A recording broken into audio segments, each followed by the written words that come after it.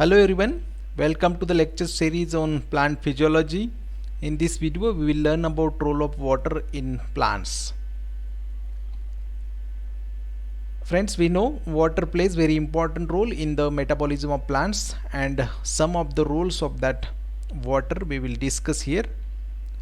First we will start from the basic unit of life, that is cell. Cell protoplasm, it contains about 90 to 95% of water.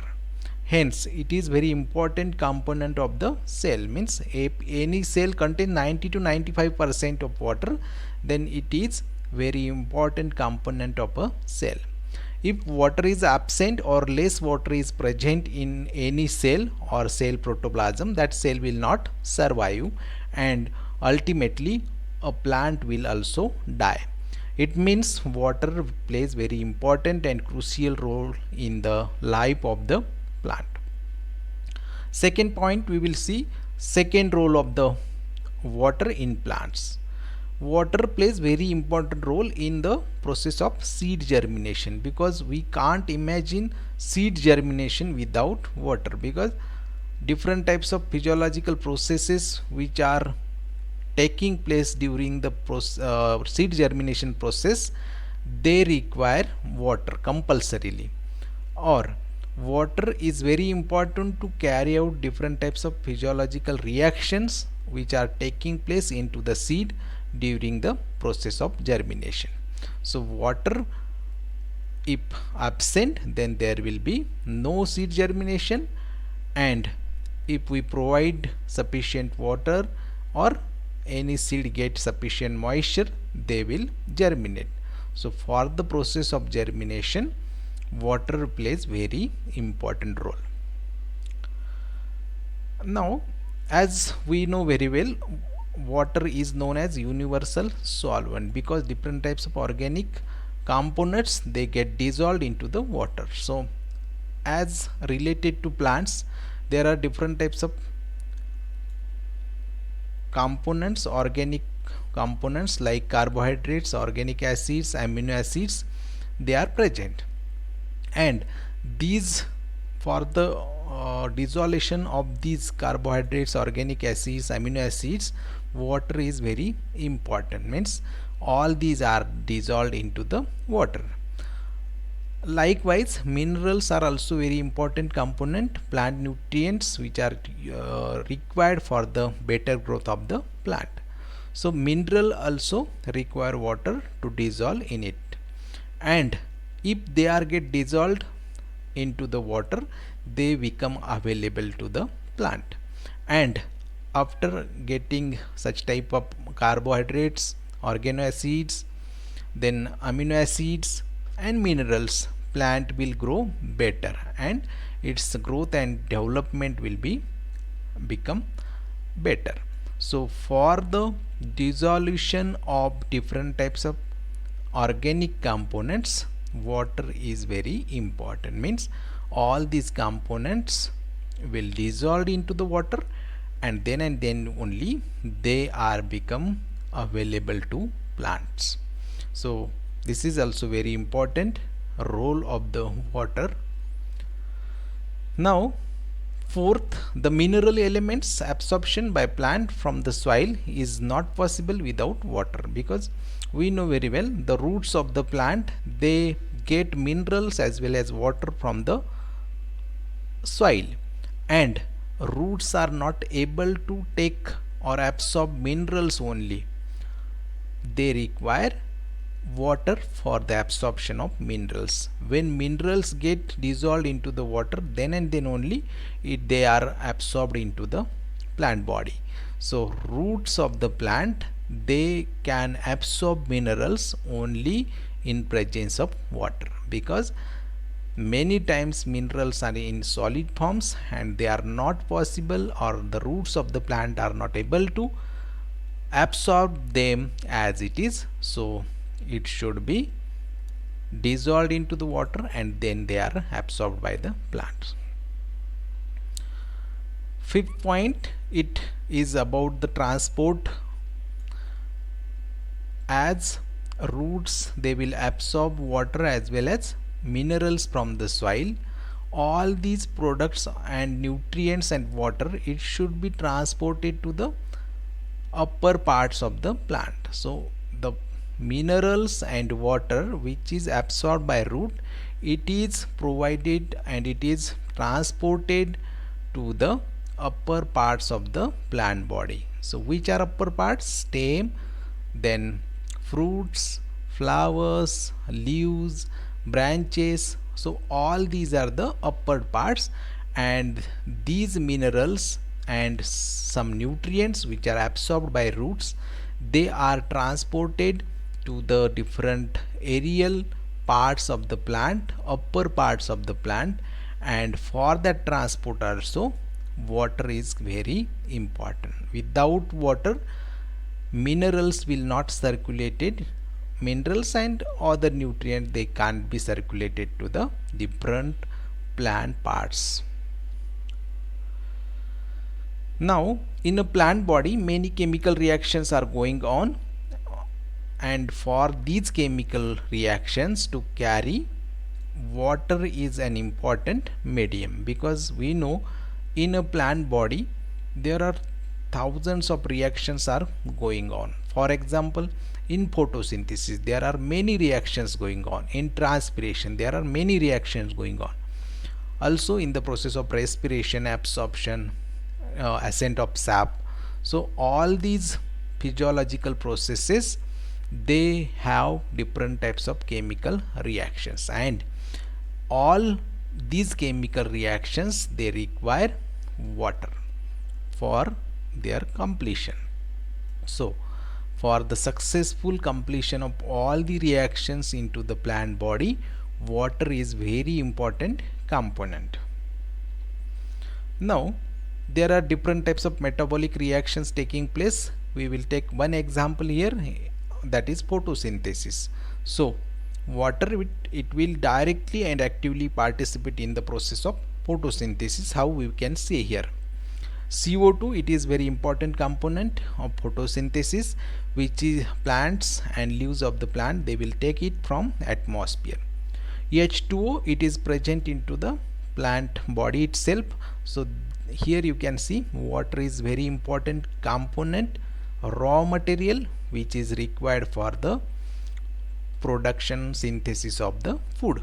So CO2 and water, when it comes together in the presence of chloroplasts which are present into the leaves and sunlight, they will produce their own food in the form of carbohydrates. So here we can see example of starch. So starch is get produced in the form of food by water and CO2. So for this synthesis, water is very important. So not only for photosynthesis, to carry out different types of chemical reactions, different types of metabolic reactions into the plant body, water will be very important component. Now transpiration, we know very well, transpiration is very important phenomena, important physiological processes which is taking place into the plant life, through which the water is circulated throughout the entire plant body. So through the transpiration, each and every leaf and each and every part of the plant, it get water, and due to this type of circulation of water throughout the plant body, it is very important and it is helpful to regulate the temperature in the plant body, because in presence of water, temperature of the plant, it get regulated, and it is very helpful to keep the plant cool. So by the process, that is transpiration, it is totally depend upon water.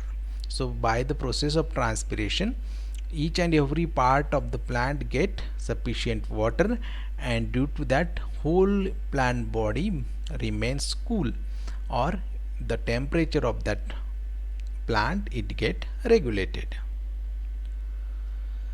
Now as water regulates mechanism of opening and closing of stomata, so here also for the opening and closing of stomata, there is need of water. So this opening and closing of stomata, it is very important topic we will see in our next videos, through which the stomatas are open and they are closed. So they are open to absorb CO2 and also to release O2. Sometimes they are open for the transpiration.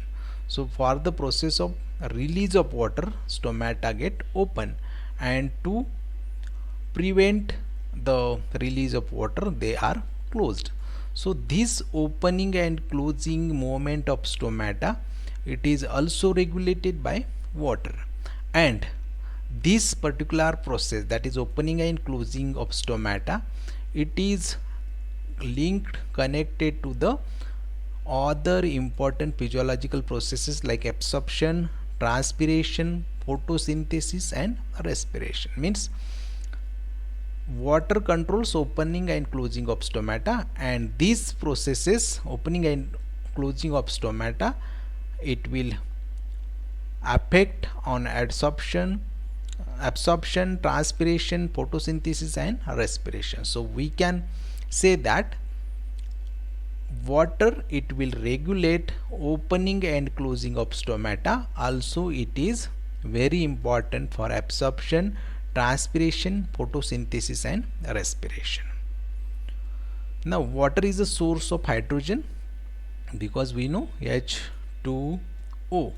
So it is a source of hydrogen.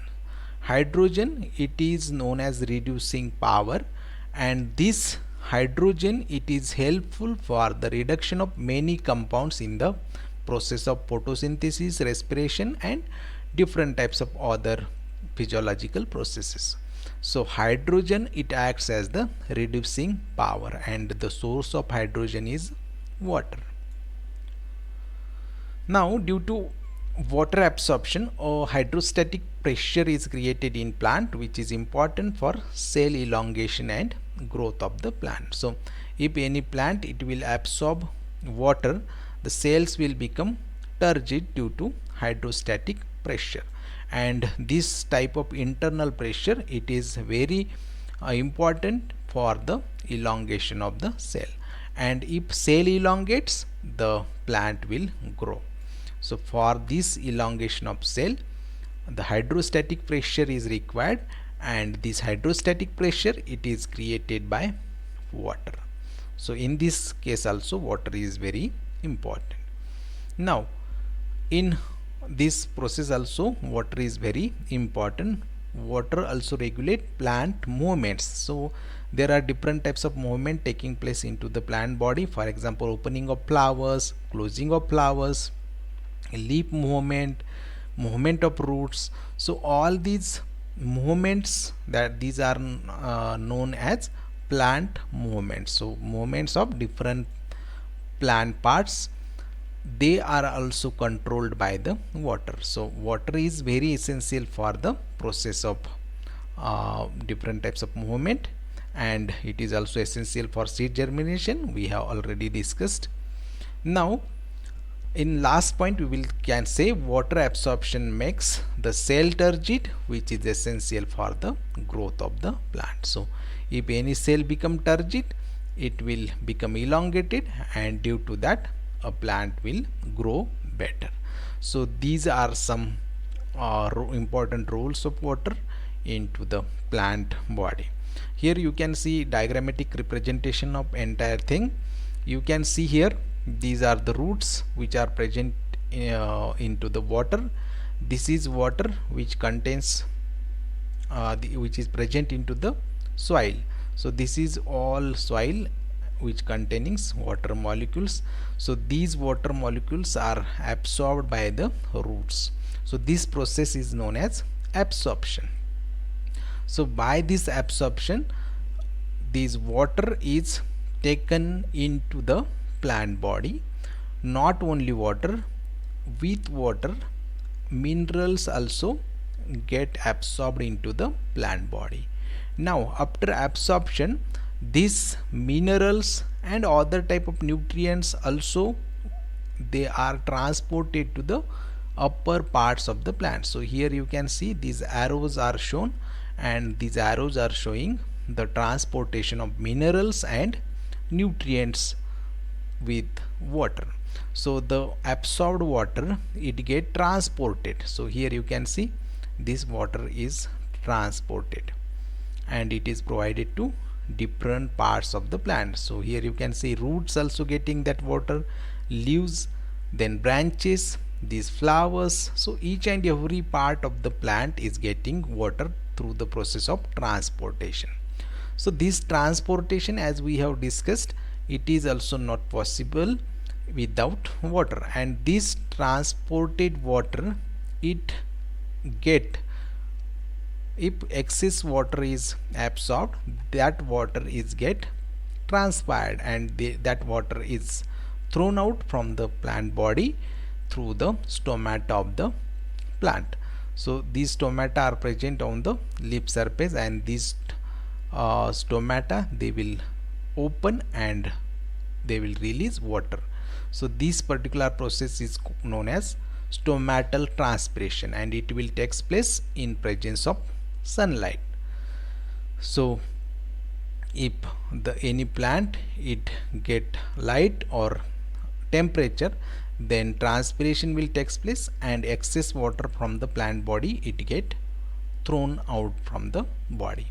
So if transpiration process is continuous, it will affect on absorption, means it will positively affect on absorption. So the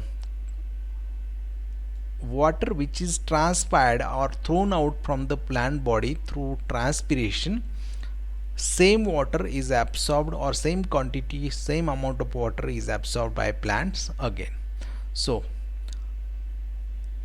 in this way, this entire plant, it gets water, and due to that, due to this water circulation, this plant body remains cool. So in this diagram, different types of physiological phenomena are shown which are connected to plant. We can say each and every reaction, each and every metabolic process, physiological phenomena in plant, it requires water. So this is role of water in plant body. Thanks for your attention. If you like video, like, comment, share, subscribe, and press bell icon to get further notifications. Thanks once again.